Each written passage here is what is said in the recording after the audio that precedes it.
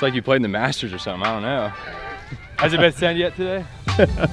What's up everyone, welcome back to another video. I have a very special one today, and it's not gonna involve me golfing at all. It is Masters week. The Masters starts tomorrow. Right now is Wednesday. It's about to start tomorrow.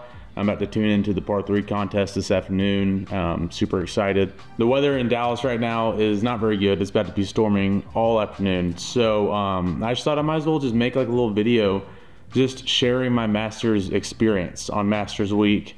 Thought y'all might enjoy just kind of hearing some of the stuff that goes on in the background that you might not know, or just my thoughts of the week and kind of how the whole week just went for me and how I enjoyed it so much and all that. So I just wanted to sit here and talk and just kind of talk throughout the week from Monday through well, Friday, the last day I played, but I also stayed till Sunday to watch.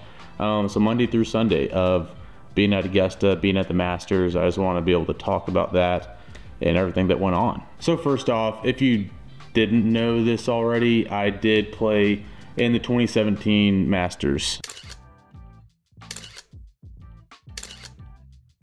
It was the year that Sergio Garcia won in the playoff against Justin Rose. If you watch Good Good, or if you watch any of my stuff, you probably already know that I played in the Masters. It's kind of been a running joke at this point. Obviously, he has played in the Masters. It's mentioned in almost every video, so. But if you do not watch Good Good, or if you just didn't know somehow, I did play in the 2017 Masters. It was an experience of a lifetime. Obviously, you'll hear about everything here in a second.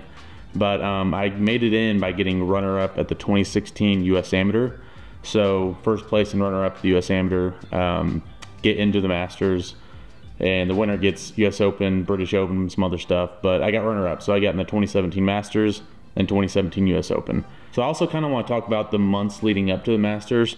So in college, I struggled mightily with the driver. I had what people would call the driver yips. It would come and go. Some weeks I would hit the driver great, have a lot of confidence. Some weeks I would be in the practice round, hit one ball 60 yards offline, and I'd be screwed for the rest of the week. So I was struggling with that a lot at the time, and it was putting so much pressure and so much stress on me leading up to that. I was practicing my freaking butt off trying to figure out these driver issues and putting so much pressure in my head about it because I didn't want to show up to Augusta, to the Masters, and not be able to pull a driver out of the bag because I'm too scared to, or too afraid to hit a driveway offline and embarrass myself or something. And my play in college golf was struggling at the time just because I think I was putting so much pressure on myself, and I had the Masters in the back of my mind so much.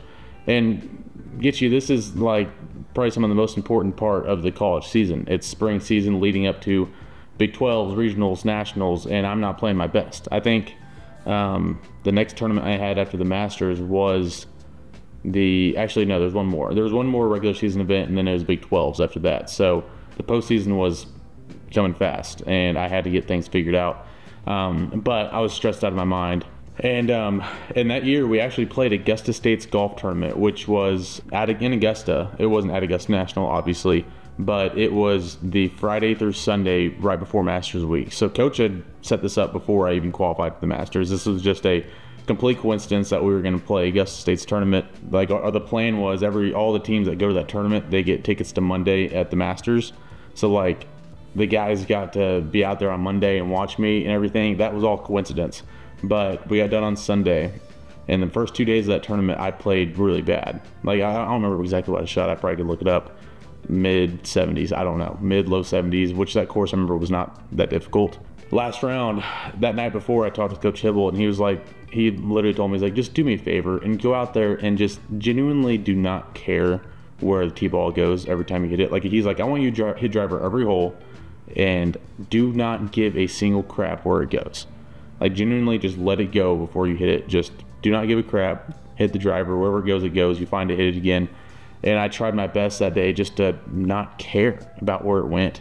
And I think I went out there and I shot a 66, maybe 67. Played a really good round of golf, and that was the last round of golf I was going to play before Masters week. So that was a huge kind of momentum builder, confidence builder right before Masters week. So I don't think we won the tournament. I think we lost by like 2 strokes or something. It was close. So I left from Augusta State's tournament, drove about 20 minutes to Augusta National, drove through Magnolia Lane, all that good stuff. Went and got registered, so got my badge for the week and made my par 3 contest tee times, and got my courtesy car, my Mercedes courtesy car for the week.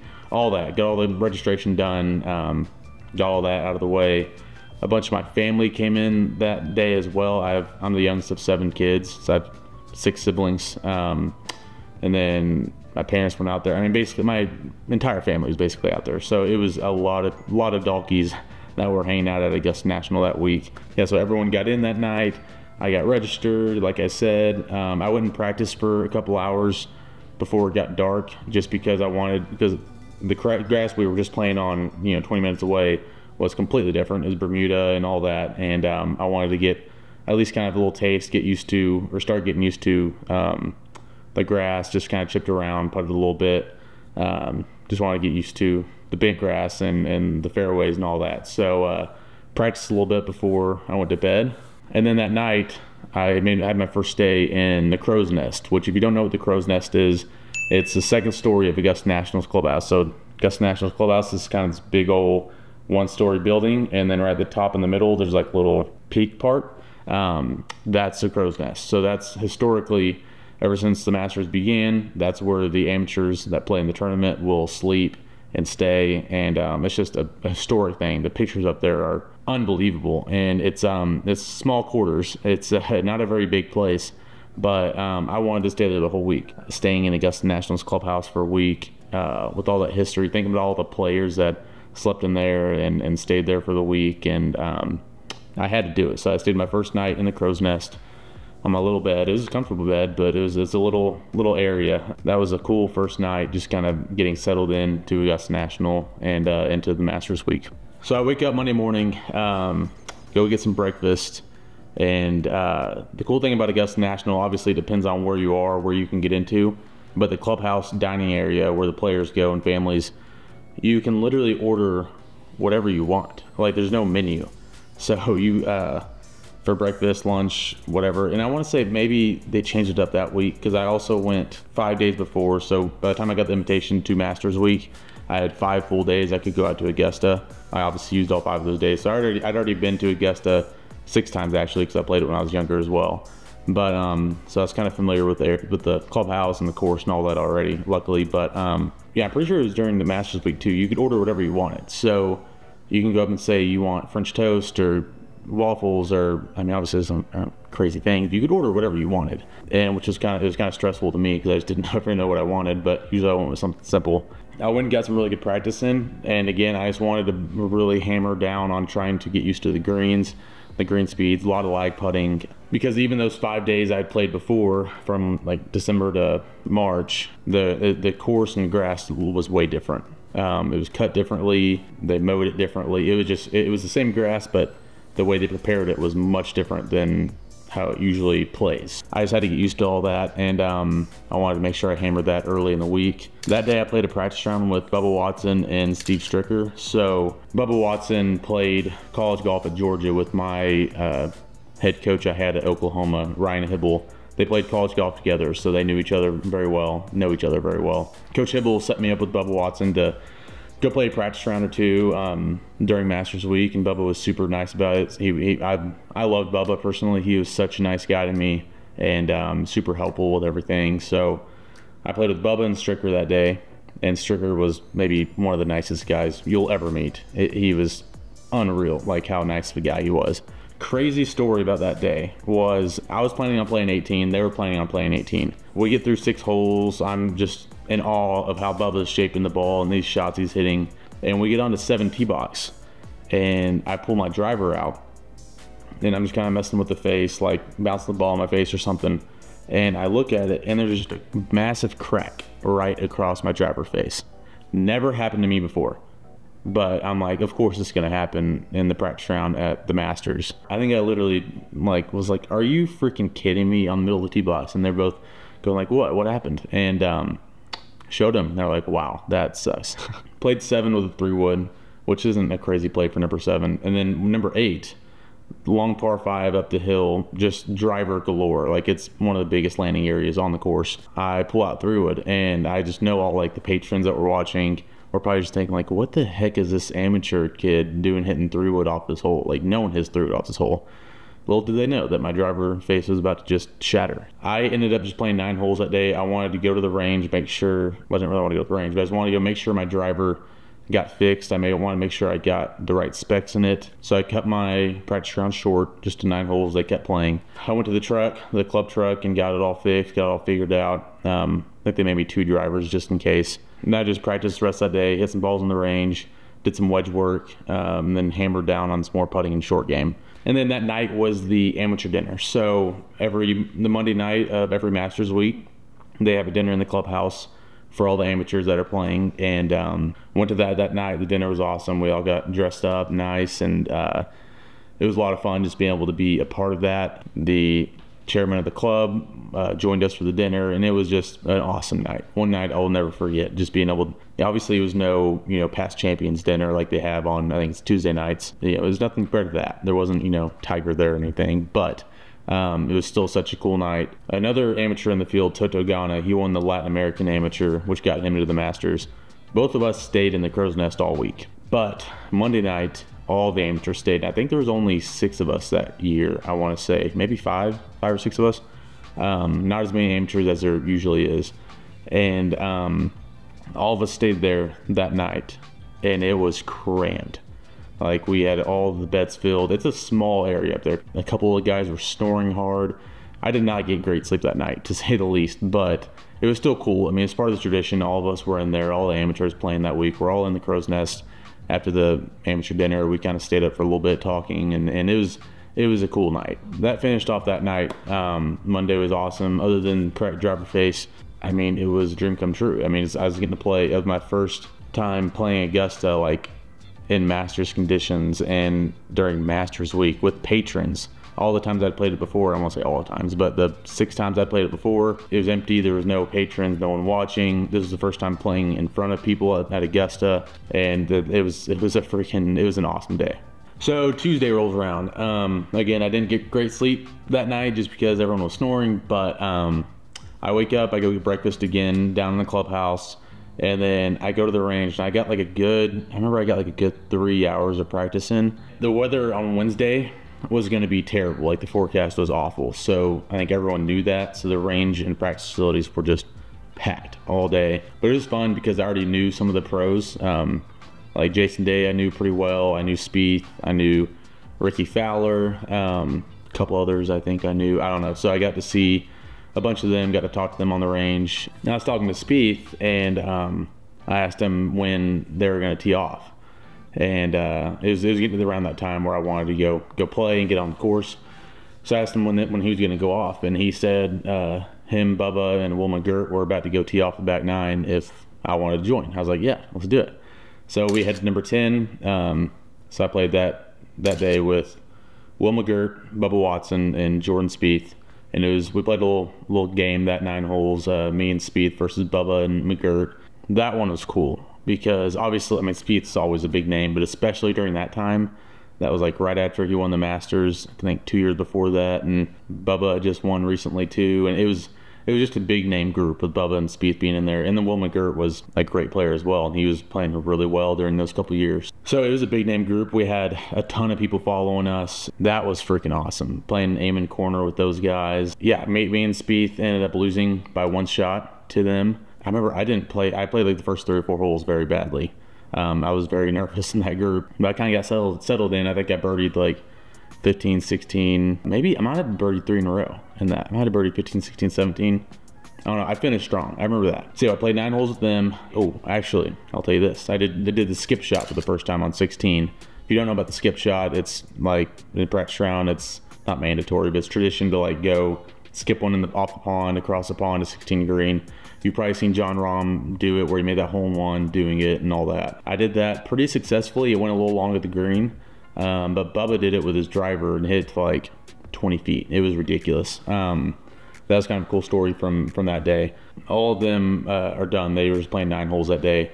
I wanted to play full 18 since I just played 9 the day before. So I go around the front 9 just by myself. I just kept going, and that was honestly one of the coolest coolest things. Obviously I had my caddy Chris, who was as a Augusta National caddy. I'd used him those 5 rounds before, really liked him, kept using them during Masters week. But it was just me and him and all the patrons and my family obviously watching. But that was a really cool 9 holes. Like obviously I wasn't playing with any of the pros or anything like that, but it was kind of cool just to be out there by myself, me and my caddy, everyone watching. It was a weird feeling, but it was awesome. It was a really cool time. So I got done, I went to the practice facility. I wanted to hit just a few balls, nothing much, and then be done for the day. So I think I was planning on going to it for like 10 or 15 minutes and then be done. But I ran into Tom Watson while I was on the range. I think it was just me on the range, maybe one other guy on the far end. But Tom Watson was over there. Don't know why he was. He was just kind of standing out there, and he came up and talked to me. Tom Watson is the best. So nice. Like the fact that he came up to me and he knew I was one of the amateurs. He went through every single hole on the course, explaining like where to miss, where not to miss on each hole.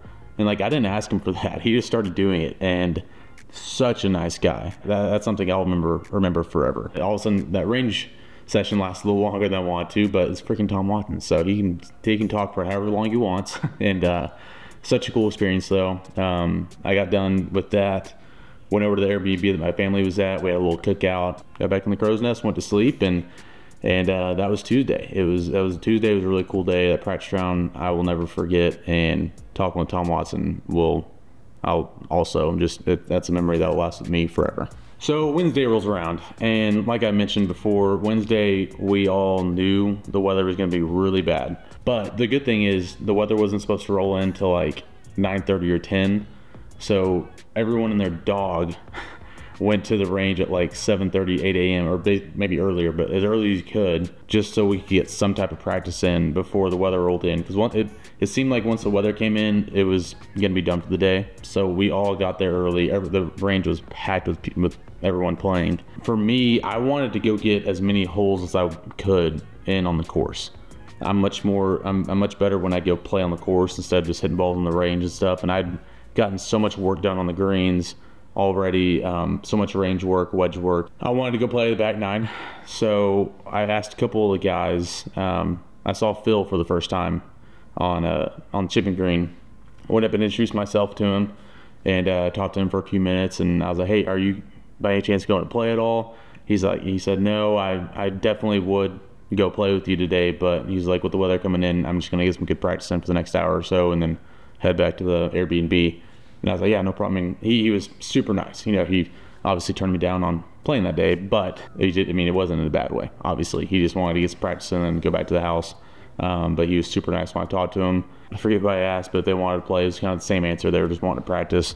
So I was like, you know what, screw it. I'm just gonna go to 10T. If I play by myself, that's fine. I just want to get on the course. So I get to 10T, and Jonathan Vegas and Charlie Hoffman are on the tee, waiting to tee off.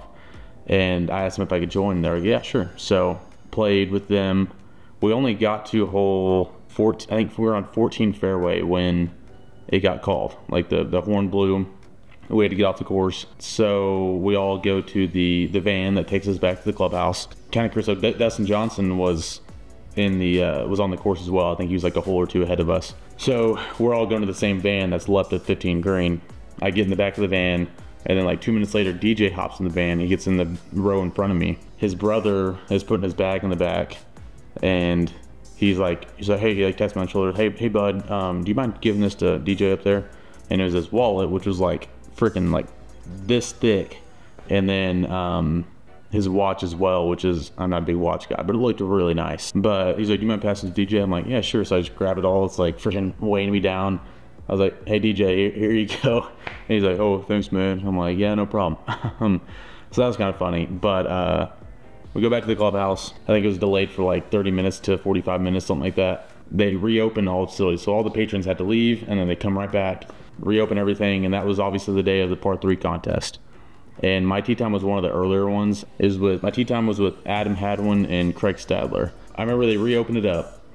My tee time was like 50 minutes to an hour away.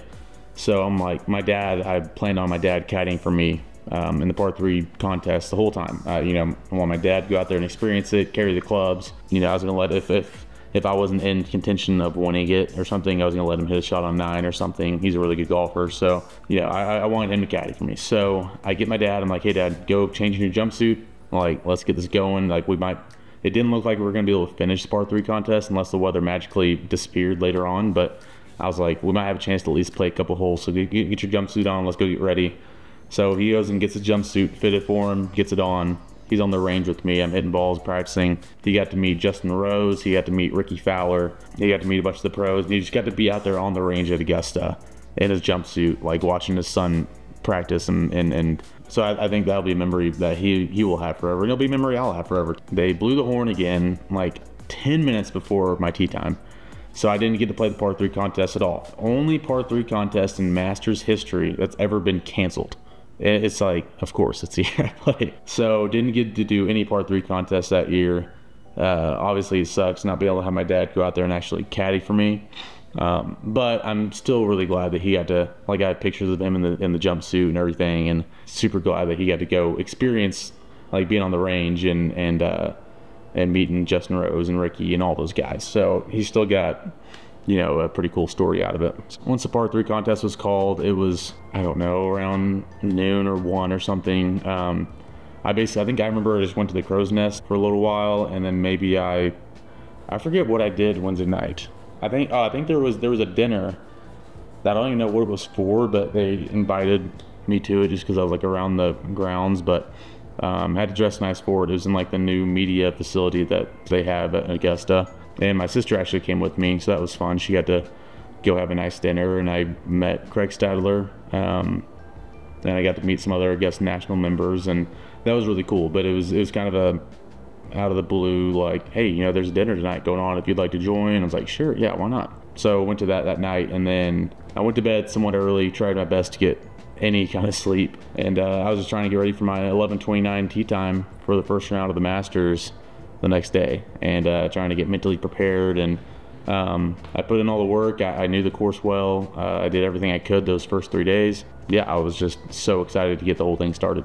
Thursday at Augusta, I wake up. I slept terrible, absolutely awful. I couldn't sleep really. It was, I remember finally at like 2 a.m. or something like that, I finally got to sleep and slept somewhat. But understandably, the night before my first ever Masters, so I woke up, I had 11:29 tee time with Ian Woosnam and James Hahn. I probably woke up around 8 a.m., went downstairs, had a great breakfast. Actually found out that Dustin Johnson withdrew from the tournament. That was the year he withdrew the night before. It's speculations on what exactly happened. He said he fell down some stairs. There's other rumors, I'm not gonna go into them, but so he withdrew, found that out that morning. And then it was, I knew it in the forecast. I knew it was gonna be windy, but it was so windy. The rain was gone, luckily. The bad weather, thunderstorms and all that was gone. It was gusting like over 40 miles an hour that day. It was unbelievable how windy it was. So it's about 20 minutes before my tee time. I go to the putting green that's by the first tee, and I'm so nervous. I am so nervous. Like, it was a good nerves. Like, I was excited. It wasn't like I was about to throw up nervous, but I was just nervous. So I get to the first tee, and I genuinely do not remember much at all from the first tee. I remember walking, there's like a little human tunnel from the putting green to the first tee, walking through there, I remember that. And then once I got there, like, I don't remember much. All I remember is that I hit through it. The wind was blowing hard off the left. And like I mentioned, I'd had some driver issues. My driver was feeling great that week, but it was blowing hard off the left. The only OB on the course pretty much is to the right. And so I was like, you know what? I am not going to risk it. Like, I'm hitting through it off this first tee, getting it in play, getting it on the world, on property, and then I'll figure it out from there. Like, I don't want to go hit driver, be all nervous, get swing quick and hit it right OB, start off with having to hit a provisional off number 1. Like, just hit my through would get it in play. But also I was so nervous that I didn't want to swing easy at 1.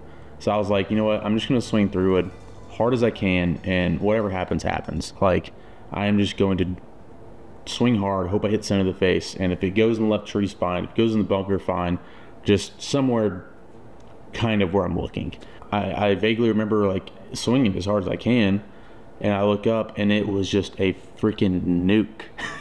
I looked at the shot tracer, or not the shot tracer, like the shot tracker app on the Masters app after the round. I hit the 3 with like 325, and it was like off the windows, like off the left, almost a little into. I mean, it was just straight up adrenaline, swinging hard as I can. I just hit it right in the nuts of the club face. Again, don't really remember much of that first tee shot or the first tee experience, just because I was crapping my pants and I was, you know, had so much adrenaline. I hit one of probably the best 3-wood of my life off that first tee on Thursday. Had 8-iron in, still made bogey. I had pinned it back right, hit it left of the green, pin high, just tugged it, hit my chip to like 10 feet, I want to say, and then missed putt. So, but number one's a very tough hole. You know, a bogey's not going to be the end of the world. You know, I could have been a lot worse, is what I'm going to say. I could have hit driver, hit it right, OB, hit another one left. I could have made, you know, that's a hole where genuinely a lot of people will go up there and make a triple or a quad on first hole of the tournament, and, you know, I didn't do that. At least I made bogey. I didn't do any worse. So not a terrible start to the round. So I just explained the first hole. I'm going to kind of go through my round. I have the scorecard pulled up here. I don't want to make it too long, but I'll kind of go through the round. So number one, you heard that bogey, hit 3-wood, 8-iron left, and get up and down. What did I do on 2 that day? I remember one of the days, I think the second day, I hit it into the right fairway bunker. Number 2, I hit a good drive, pin was back left. I hit a good drive, hit it on the front side of the green, and 3-putted. I remember I was frustrated with that one. I was like, I played that hole so perfectly. I'm pretty sure that's what, yeah, I'm almost positive that's what I did. Yeah, I played the hole so perfectly, and then had like a 40-50 footer, like right where you want to putt from to that back left pin, and I left it short and then missed putt. So 3, I bogeyed. 4, I doubled. I don't remember how I doubled it. So I started off bogey, par, bogey, double, 4 over through 4. And I'm gonna say a lot of that was nerves, obviously. Like, I mean, number 1, I shouldn't be bogeying that one with the 8-iron in my hands. Number 2, 2-putt it for birdie. 3, 4, I don't remember how. I remember 4, I messed up, but I don't remember how. But I was 4 over through 4.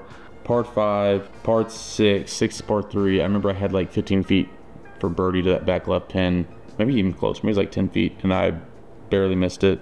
Par 7, par 8, and then birdied 9. That's right, I hit it pretty close to the, I think it was a back pin, or maybe it was a middle section pin. I forget. I hit like 5 feet on 9, and it made birdie. So I was 3 over through 9, which again, like, you have to keep in mind, the wind was blowing constantly 25 miles an hour and gusting over 40.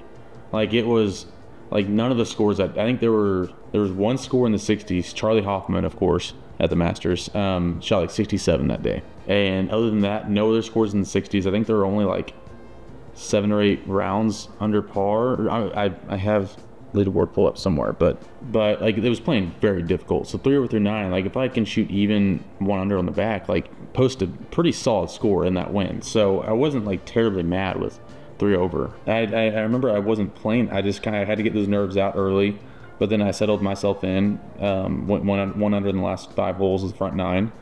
So I'm like, all right, we're good, we're fine. So at par 10, how did I par? I remember there's that front right pin. I just gave myself a good look at birdie. I hit a good shot in there, I think, like 20 feet and missed it. But bogeyed 11. I think on 11, I think I bailed out right, and then just didn't get up and down. 12, I parred. 13, I parred. I remember 13, I had to lay up that day. Couldn't go for it. I think I hit it in the right trees or something. 14, I remember that one. So I'm 4 over through 13. Again, like I already said, the wind is howling. I'm thinking, like, if I can just get this in at 2 or 3 over par, maybe even 4 over, I'm like, not a terrible round. Pin is back left, and the wind is blowing. So I hit a good drive, hit what I thought was a good second shot, and it barely went over the green. So I just had this little chip, very, very simple, but the wind is blowing mainly off the right and down to that back left pin. I'm just long of the green. So I hit this chip, and I caught it just slightly toey where it didn't have much spin, but it would have been fine. But the wind gusts as soon as I hit the chip, and that ball stood no chance. It's like a little shelf that pins on. The ball just got chewed up by the wind, rolls like 80 feet away on the front right side of the green, and 2-putted there. It made a really good 2-putt for bogey. But that, I remember I was so frustrated after that one, just because, like, it was such an easy up and down. If the wind just doesn't gust right there, it's a par. Get out there with par. I'm still 4 over. 15, I hit driver. 15, I hit driver pretty well. I don't think I was comfortable with going for it from the distance, so I laid up. Pin was on the left, and I hit it barely along of the green. It was like 15 feet from the pin though, 20 feet. And I chipped it, and it almost freaking went in. There was a video from the Masters, like 15, 16 coverage. The chip, I thought I made it, but it tapped into par. 16, 17, I don't remember from that day.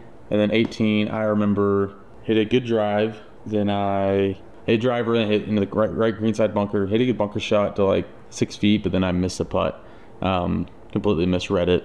And so that was a tough way to end with that bogey on 18. But it was a 39, 39, 78.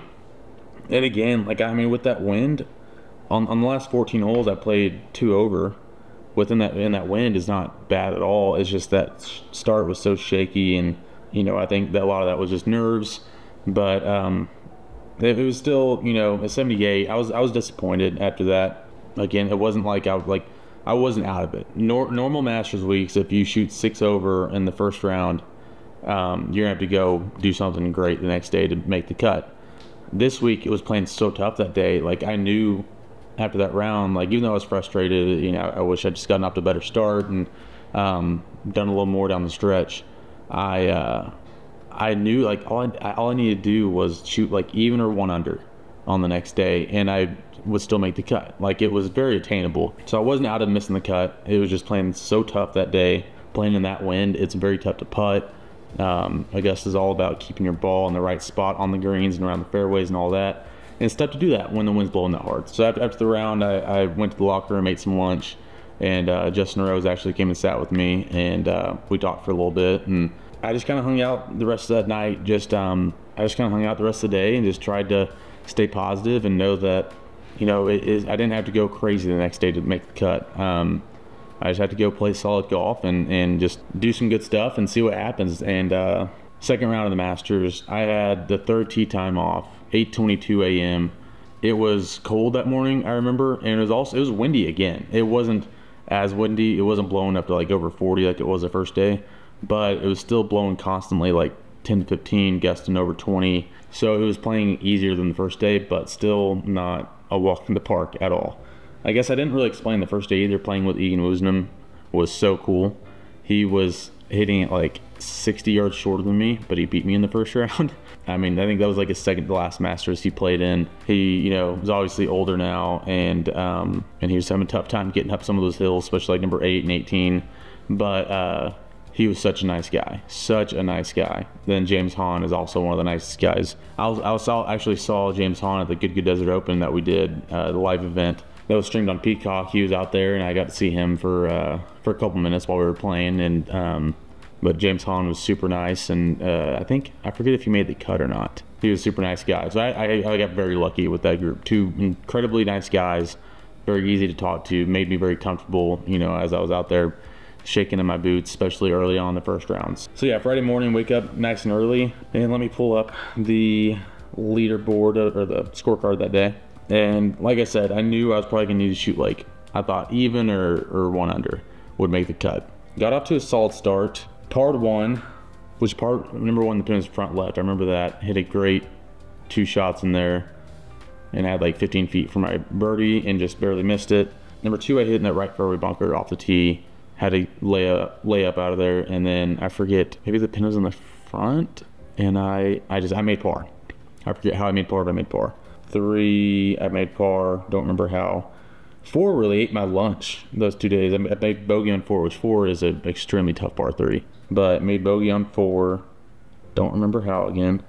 Number 5, I bogeyed. I think that was a 3 putt. I'm pretty sure. There's a huge slope on the front side of the green. I was short of it on the green, but I had to putt up and over, and the pin was like back right or something. I think I 3 putted. 6 was a tough one. 6 really got to me a little bit. Pin was back right on that top shelf. Toughest pin that they have on that green. They put it there twice usually. I hit an amazing, I think it was a 6-iron or 7-iron. Amazing shot to like 4 feet, right under the hole, dead straight putt.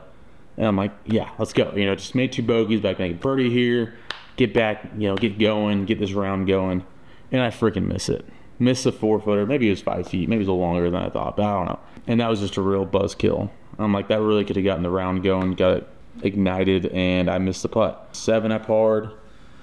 Again, don't remember how. 8, I parred. Don't remember how. 9, I parred. So I'm 2 over through 9. I don't really remember what I did those holes. I'm 2 over through 9. Then again, like, I know I need to go shoot a couple under on the back 9 to have any chance. Maybe 3 under on the back 9 to have any chance, which is very doable. 13 and 15 are very birdieable holes, and yeah, it's definitely doable to be able to birdie, you know, or to shoot 2 or 3 under on that back 9. So go to 10. I think 10, the pin was back left, and I missed it left of the green, didn't get up and down. So that's a bogey. Par 11, bogey 12. So I'm 4 over with 6 holes to go. So I need to get something going really fast. Kind of falling apart here, Brad. And 13, I hit this drive. I remember this one. I hit this toe ball, and this was before they extended the tee box back. So I hit this. I was trying to hit this high draw driver, trying to cut a little bit of the corner because I needed to get something going. I needed to make an eagle or at least a birdie. I hit a little toey and I pulled it.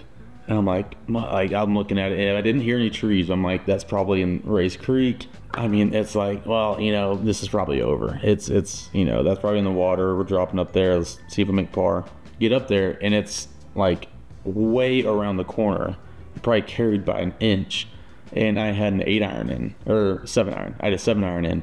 Had like 190, 185, 190 into the hole. Got extremely lucky that didn't hit any trees. But I hit that 7-iron to like 15, 20 feet. And all of a sudden, like, I have a good look at eagle. If I can make this, you know, who knows what might happen. And I hit such a good freaking putt, and it lipped out high side. That would have gotten me a crystal. If you didn't know, the Masters, anybody who makes an eagle, you get sent crystal. So that would have gotten me like a Masters crystal trophy, and it lipped out. But I made birdie. And then 14, I parred. 15, I had to lay up, and I think the pin was back right. I had to lay up, and I think I hit my wedge shot long. It like landed long, and I was pretty far back there. Didn't get up and down for my par, so I made bogey.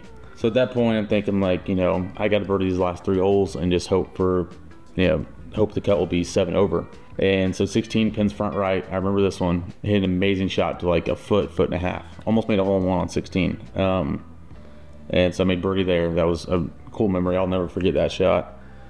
And then 17, I had about, pin was back left. I had like 40, 50 feet.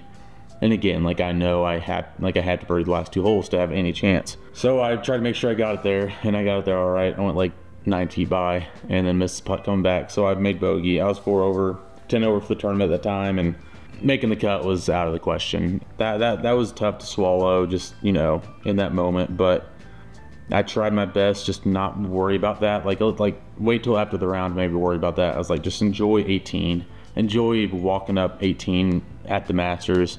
Yeah, I was like, it might be my only time it might be my last time I ever get to do this. So I hit a good drive, hit my second shot to like 20, 25 feet left of the hole, pin was front right, hit it to like, I was kind of right on the Sunday position, and I jarred it. I made it for birdie. So I finished with a birdie. So I shot 9 over on the first 2 rounds. Obviously that doesn't sound great, like the Masters scores are usually better than that.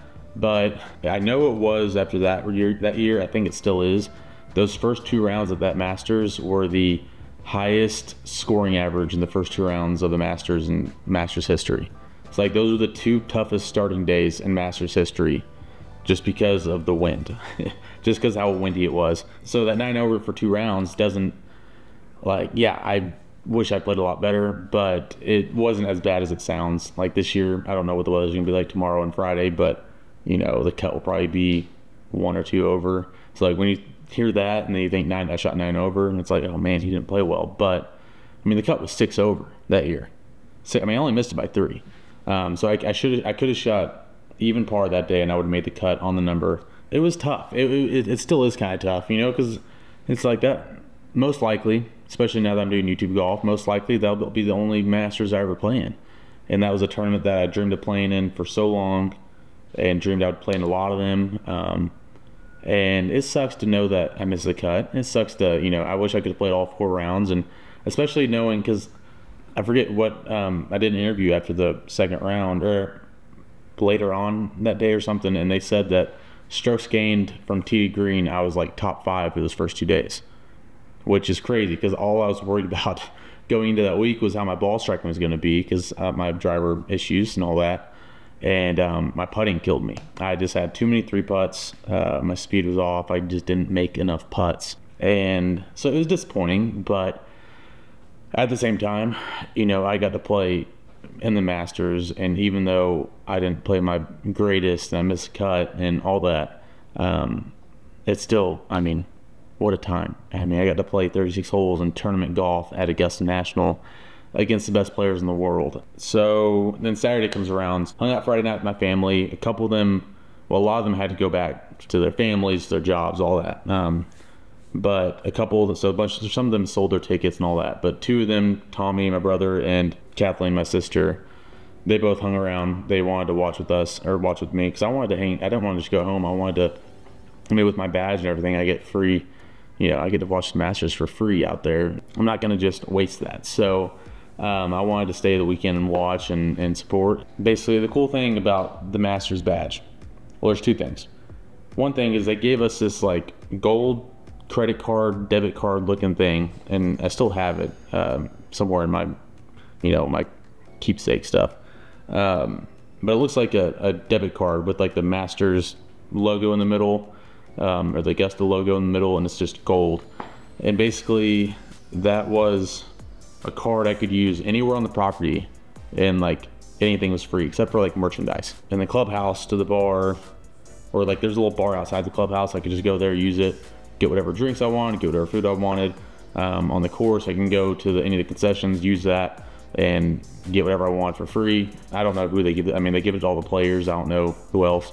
So the only thing I can get free was merchandise, which obviously, you know, not gonna be giving that away for free. So like my brother and my sister, they got free drinks the whole day, the whole Saturday and Sunday. So that was nice. So we go to 15, and also with my badge, my player's badge, I can go, so every grandstand they have out there, which they don't have many, but every grandstand they have out there, the top row is like reserved for VIP. So that badge made me VIP. Show my badge, and we go to the top row and all that. It was awesome. The best way to be able to watch the Masters is have one of those players badges. I have a funny story from Saturday. This is one of my favorite stories. So, and sorry, this video is running very long. If you're still here listening to this, I appreciate it. Funny story on Saturday. So I'm sitting there with my brother and my sister on the grandstands on 15. I forget what time of the day it was. I guess kind of later in the day of watching, but I just remember I had to pee so bad. Like it hit me out of nowhere. I had to pee, and I know that I went earlier in the day, and the closest bathroom is still pretty far ways away. And I was like, bro, I'm like, Tommy, I'm not gonna be able to make it there. I'm not gonna be able to make it to that bathroom. He's like, well, you better start going, like, if you want to make it. I'm like, so the thing is, there's a little hut, a little bathroom hut that's players only, in between 15 green and 16 tee box. I tell Tommy, I'm like, do you think, like, I have my player's badge, like, do you think I would be able to use that bathroom? Because it's literally 30 feet away from us. Like, I might have to go try to use that. He's like, you can try. And I was like, okay, I'm gonna go try. If they don't let me, then I'm just gonna keep going. So I go to the player hut. There's this, like, I don't know, 19, 20-year-old kid working out front. And I'm like, hey man, I'm a player. I missed a cut. I'm not here watching today and tomorrow. I'm about to pee my pants. Like, is there any way I can use this? This is in between groups. Like, no one was using it yet. And he was like, yeah, sure, come on. So like, you know, I was still a player that week, so I'm not breaking any rules. I'm in there, I'm peeing for a while. And all of a sudden I hear like the door rattle and like a knock on the door or something. And I'm like, 1 second. And I'm just like, crap. Like, one of the guys just got done, like, on 15. Like, I was like, please just be someone nice who's understanding, whatever. And I'm like, oh gosh. So I, you know, stop peeing. I wash my hands, open the door. I'm just, please don't be someone rude. Please don't be someone rude. Open the door. It's Sergio, which I didn't know Sergio at all before. I had never talked to him. I'd heard stuff. You know, there's people say what they want, and you know, Sergio just didn't have the best. You know, he has a little temper. I'll say that. And I was in my mind, I'm like, oh crap, like, oh crap. I was like, oh crap, Sergio. I was playing here. I played here Thursday, Friday. I missed a cut. Like, I'm just out here watching. I'm like rambling on my words, trying. He's like, oh no, you're fine, man. You're fine. I remember you. I remember you being out here. Like, You're like, you all done? I'm like, yeah, I'm done. He's like, all right, sweet. All right, well, you know, thanks. And he's super nice about it. But like, I was very worried. Yeah, I was making Sergio wait. I mean, he's in the middle of his round. I'm making him wait to go to the bathroom before he tees off on 16. And I'm not even playing that day. But super nice about it. And obviously the next day he ended up going to win the freaking Masters. So that was kind of a cool story. Sunday we went out and watched again on the same spot, 15. We were out there all day. Saturday we went to 15 again all day Sunday. It was just a good viewing spot. We were up top to where we could watch on 16 all their tee shots of the par 3. Got to see 15. We could turn around and kind of see like 14 tee box and a little bit of 13. Stayed there all day. We watched Matt Kuchar make a hole-in-one that year on 17, make a hole-in-one on 16 to that back left pin. And we also, so Sergio, I don't know if y'all remember, on 15 that day he made eagle, but he hit his second shot, it doinked off the pin to like 15 feet, and then he made putt for eagle. We saw all that go down. We were in those grandstands when that happened. As him and Justin Rose were coming down the stretch, we went down to 17, went to the grandstand up on 17 green to watch, and then we went up to 18, and we could not find a spot where we could see anything on 18. We were just too late to that crowd. So we went into the clubhouse and watched 18 on TV, then we watched the playoff on TV. Obviously Sergio ended up winning that playoff. But like, it was cool. We were sitting right next to Niall Horan from One Direction. He used to be with One Direction. Now he's a big-time golfer. He was out there. He was rooting for Justin Rose because they're both from England. So that was cool. So we didn't get to watch in person on 18, but we got to see it on TV, and we were obviously there. I stayed that night, went back the next day, back home, and went back to college. And yeah, the cool thing is also, go back to college, we played one more regular season event. We played Big 12s, regionals, and nationals. Regionals, I got my first ever college individual win. It was at Stanford's golf course. OU wins national championship. I get to make the national championship winning putt. And so those few months were just unbelievable. And then I played the US Open a month later. So those like 4 or 5 months were just unbelievable experiences. But the Masters, I mean, what a week. I mean, it's literally heaven on earth for golfers. I will never forget it. I don't know, like my whole YouTube stuff, my YouTube career is what I'm fully focusing on right now, and I intend it to be that way for a while. I have no intentions on getting back to competitive golf right now or anytime soon. The good thing about golf is that, you know, I can do this for a while, and say I'm 35, 40 years old and I want to go play competitively again, I can still do that because it's golf. You know, it's not like NFL or NBA where you only have a certain amount of years before your body just can't take it anymore. Golf, you can play, you know, for a really long time. You know, maybe at some point I'll be back at the Masters again. That would be awesome. I would love that. But as of right now, it's looking like this, you know, that week is probably the only time I'll ever play the Masters.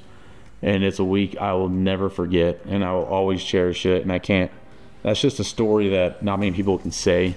And I can't wait to have, you know, kids and grandkids one day and be able to explain to them the stories of my time at the Masters that week and getting to play in it. Yeah, I will forever be grateful for that week. Yeah, that's all I had to say. I've been talking for way too long. This video is going to be way longer than I ever intended it to be, but I hope y'all enjoyed that. I hope y'all enjoyed me just explaining my experience, maybe hearing some stories that, you know, you've never heard before. Maybe you learned something new about the Masters or Augusta National or something. It's literally, it's raining outside, so I'm glad I was able to get something done today. And I just thank y'all for watching. I'm about to go tune in on the par 3 contest. I think it's coming on soon. So thank you so much for watching. I hope y'all are enjoying the Masters this year. I don't know, obviously, like I said, it's Wednesday. I don't know which day this is coming out. Hopefully Thursday or Friday if I can get it edited. But hope y'all are enjoying the Masters. It's Wednesday right now, so I'm picking Scottie Scheffler. I think he's just like everyone's pick. He's playing so freaking good right now. I think he's going to do it this year again. And yeah, thank y'all for watching. Hope y'all have a great Masters week. It's a golfer's holiday. Take off work if you need to. I don't know. Just enjoy the week. Thanks again for watching. Subscribe if you have not already. Hit the notification bell. You can give this video a like, please. Peace.